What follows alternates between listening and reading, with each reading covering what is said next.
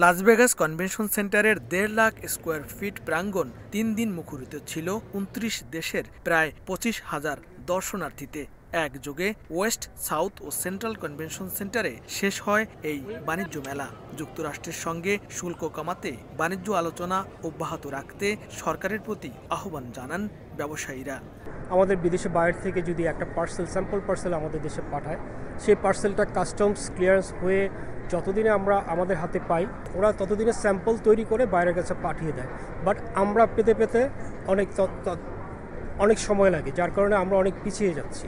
মেলায় বাংলাদেশের তৈরি পোশাকের পাশাপাশি সোনালী আঁশ খ্যাত পাটের তৈরি জুতাসহ নানা সামগ্রী প্রবাসীদের পাশাপাশি নজর কাড়ে বিদেশি ক্রেতাদের।